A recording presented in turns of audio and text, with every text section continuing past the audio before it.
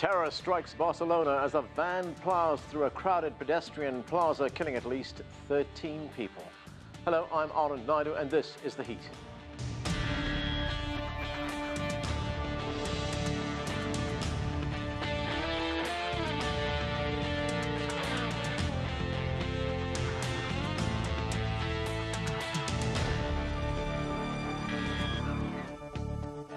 ISIL has claimed responsibility for a terrorist attack in the heart of Barcelona's Spain. A van plowed into crowds in the city's famed Las Ramblas tourist area. We get the latest now from CGTN's Dan Williams. He is in Barcelona. And Dan, what more do we know?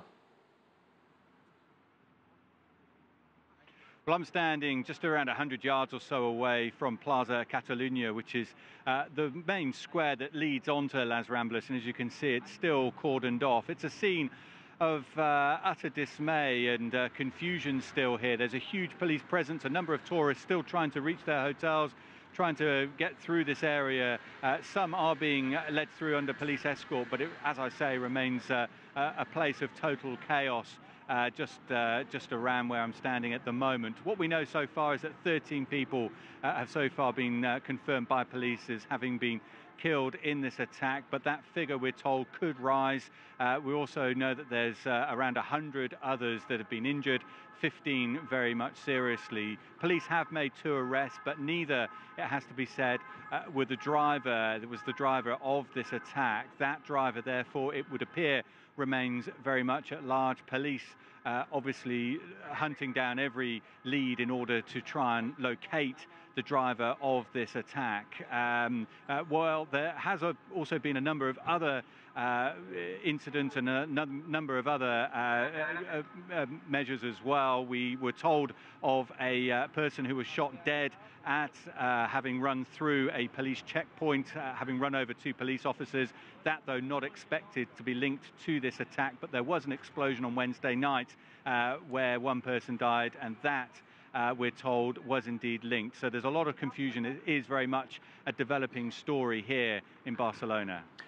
Okay, Dan, stay with us. We'll get back to you in a moment. Let's get to our panel right now. There's lots to talk about. Joining us from Manchester, England, via Skype is Mohammed Shafiq. He's a founding member of and the chief executive of the Ramadhan Foundation, one of the UK's leading Muslim youth organizations. Peter Vincent is a global security and counter-terrorism attorney here in Washington, D.C. With us from Raleigh, North Carolina, is David Gartenstein-Ross. He's the senior fellow at the Foundation for Defense of Democracies. And John Sitilides is a global risk analyst with Trilogy Advisors, a consulting firm in Washington, D.C. Thanks to all of you for being with us. Mohammed, let me start with you. Islamic State has claimed responsibility for this attack in Barcelona. What do you make of that claim, and why is IS, or ISIL, as it's known as well, targeting Spain? I think ISIS often claim responsibility for various atrocities around the world where they don't have a direct link with individuals. They're ISIS-inspired attacks, and this looks very much similar, follows the same pattern.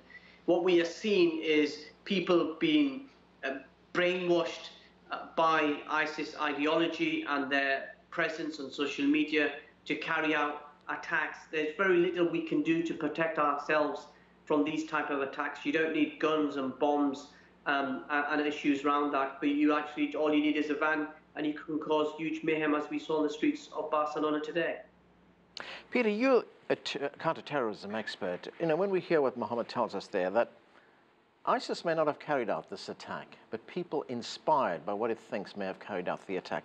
How difficult does it then make it for counter-terrorism authorities like yourself to track down people, to get intelligence on these people? It's extraordinarily difficult when individuals are inspired by terrorist organizations, including, apparently in this case, the so-called Islamic State.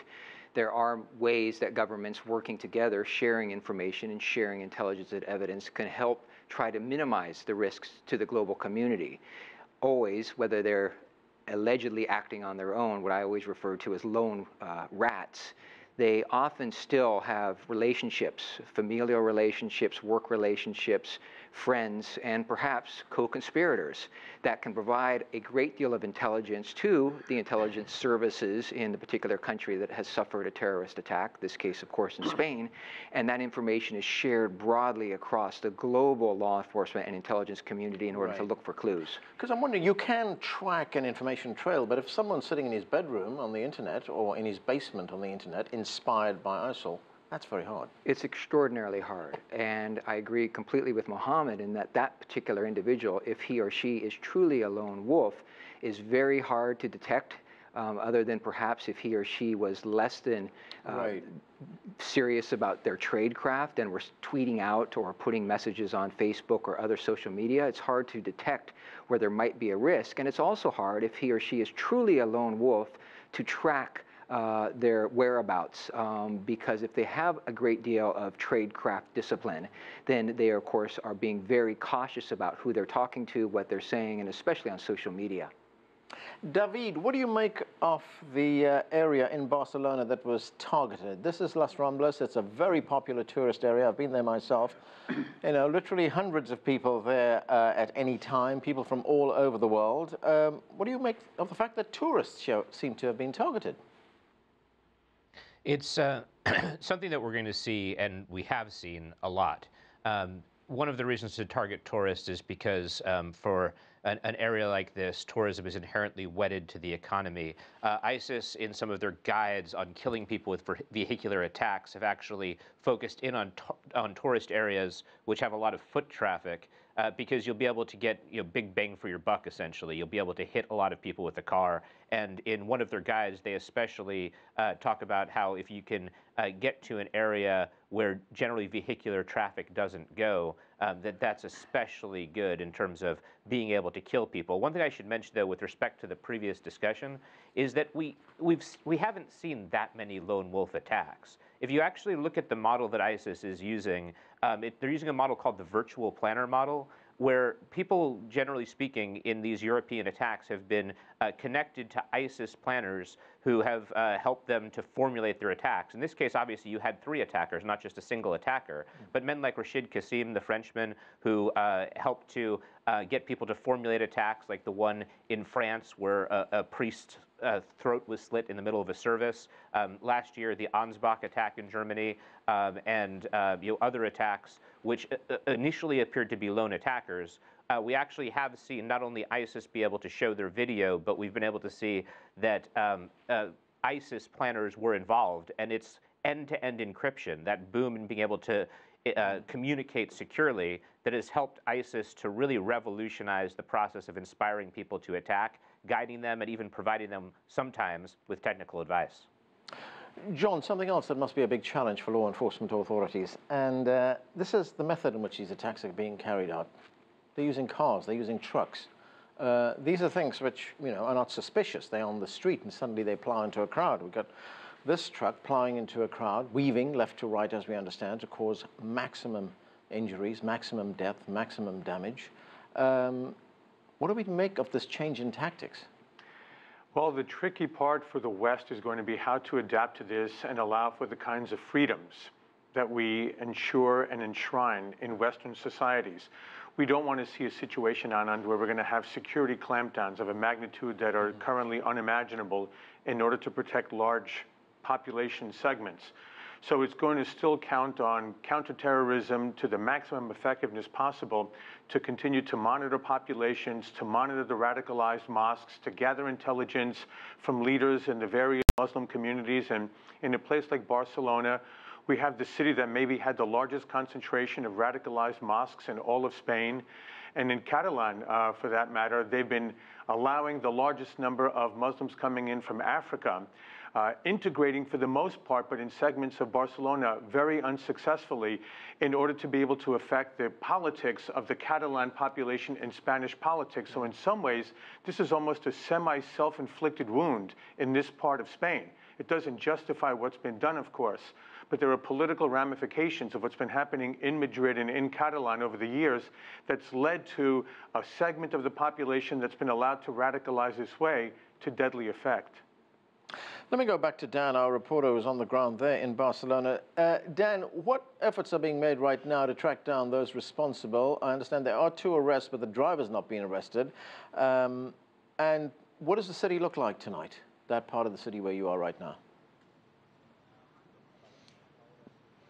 Yeah, absolutely. Well, the key focus is, of course, on the driver. The police say that, according to their information, that they do not believe that the driver is armed. But, of course, until that person has been found, then this manhunt will continue, of course.